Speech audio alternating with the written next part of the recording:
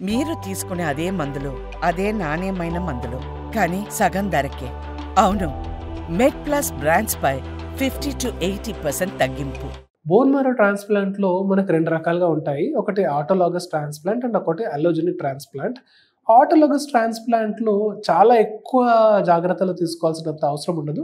Because దీనిలో immunity ఎక్కువ suppress అవ్వదు. బికాజ్ మన ఓన్ స్టెమ్ సెల్స్‌ని మనకు ఎక్కిస్తాం కాబట్టి హాస్పిటల్‌లో అడ్మిట్ అయినప్పుడు 1 మంత్ టు 2 మంత్స్ ఇన్ఫెక్షన్స్ రాకుండా చూసుకొని యాంటీబయాటిక్స్, యాంటీ ఫంగల్స్ కొన్ని మెడిసిన్స్ వాడడం ద్వారా మనము జాగ్రత్తలు తీసుకోవచ్చు. వెరాస్ అలోజెనిక్ ట్రాన్స్‌ప్లాంట్ అంటే డోనార్ దగ్గర నుండి మనము తీసుకున్నప్పుడు స్టెమ్ సెల్స్‌ని మన బాడీ ఆ సెల్స్‌ని వేరే సెల్స్‌గా రికగ్నైజ్ చేసి దాన్ని రిజెక్ట్ చేసే అవకాశం ఉంటుంది.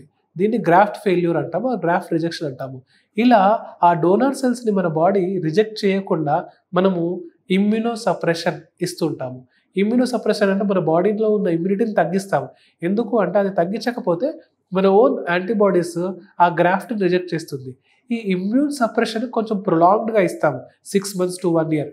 ఎస్పెషల్లీ హ్యాప్లో మ్యాచెస్ అంటే వేరే వాళ్ళ దగ్గర నుంచి హాఫ్ మ్యాచ్‌తో గనక మనం ట్రాన్స్‌ప్లాంట్ చేసుకుంటే వీళ్ళల్లో ఇమ్యూనో సప్రెషన్ అనేది చాలా రోజులు ఇస్తాము.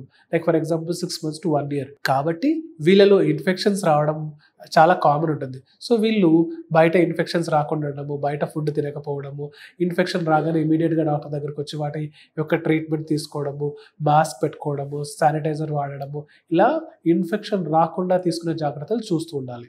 ఇది ఒక రకమైన జాగ్రత్త. రెండవది ఎవరైతే పేషెంట్ స్టెమ్ సెల్స్ తీసుకుంటారో వాళ్ళు డోనార్‌ని రిజెక్ట్ చేసే ఛాన్స్ ఉంటుంది.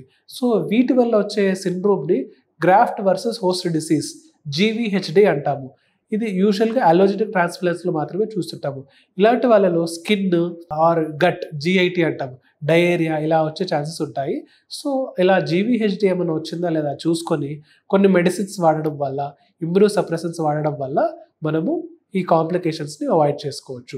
సో మెయిన్‌లీ ఒకసారి బోన్ మ్యారో ట్రాన్స్‌ప్లాంట్ అయిన తర్వాత సరి అయిన ఆహారం తీసుకోవడము, ఇన్ఫెక్షన్స్ రాకుండా చూసుకోవడము and graft related complications like GVHD ఏమైనా వచ్చిందా లేదా ఐడెంటిఫై చేయడము ఆర్ కొన్ని సార్లు గ్రాఫ్ట్ ఫెయిల్యూర్ అంటే బోన్ మ్యారో ట్రాన్స్‌ప్లాంట్ జరిగిన తర్వాత కొన్ని రోజుల్లో మళ్ళీ క్యాన్సర్ రికరెన్సెస్ ఏమైనా వస్తున్నాయా లేవా చూసుకోవడం, గ్రాఫ్ట్ ఫెయిల్యూర్ చూసుకోవడము, అవుతుందా లేదా చూసుకోవడం ఇలాంటి జాగ్రత్తలు చూసుకోవాలి.